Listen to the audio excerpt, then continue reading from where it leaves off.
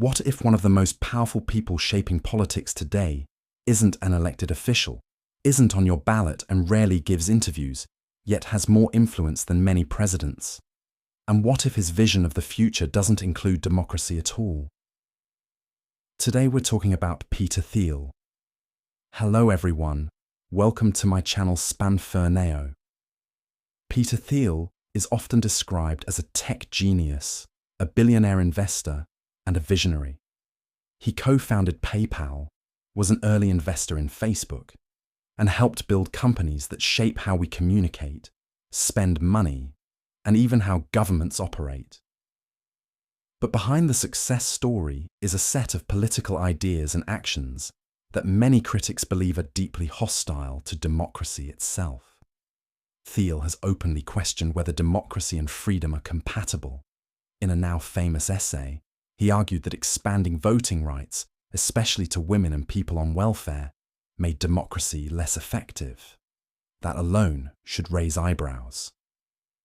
When someone with enormous wealth and influence suggests that fewer people should have a say in how society is run, the danger isn't theoretical anymore, it's real.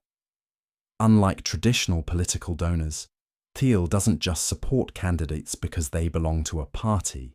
He backs people who challenge democratic norms, weaken institutions, or openly embrace authoritarian ideas.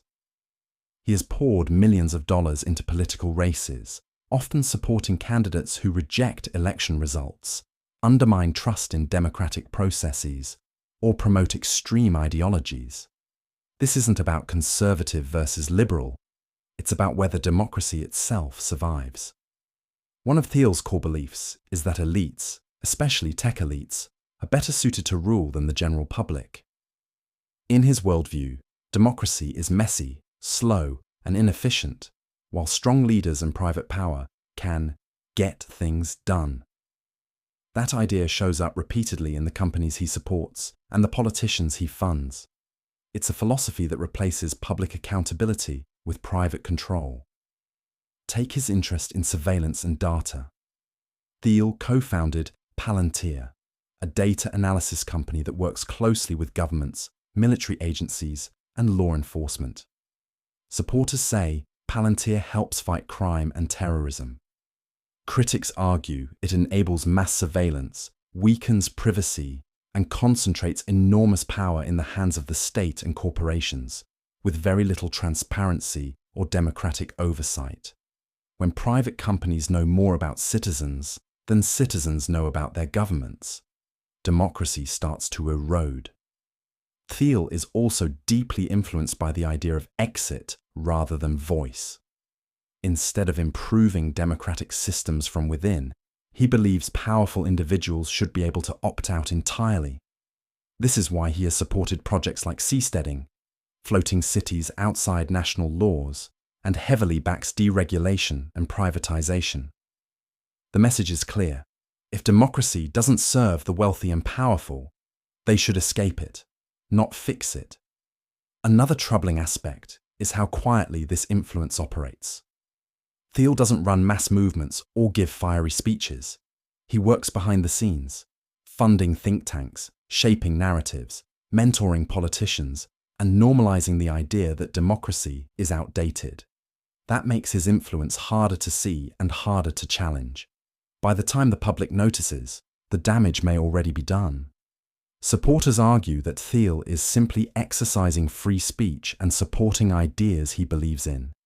That's true, to a point. But democracy depends on more than free speech. It depends on shared rules, equal participation, and leaders who accept the outcomes of elections. When billionaires use their wealth to tilt the system in their favor, while questioning the legitimacy of democracy itself, the playing field is no longer level. This isn't about one man controlling everything. It's about a broader trend where immense private wealth translates into political power without public accountability. Peter Thiel is a symbol of that shift, a future where decisions affecting millions are made by a handful of unelected individuals who don't believe everyone deserves a voice. So the real question isn't just who is Peter Thiel.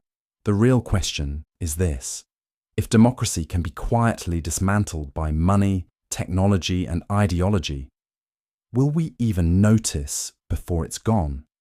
If this conversation made you uncomfortable, that's the point. Because democracy doesn't usually die in one dramatic moment. Sometimes it fades away while most people are busy scrolling, clicking, and assuming someone else is paying attention. Thank you so much for watching this video. If you really like this, hit the subscribe button.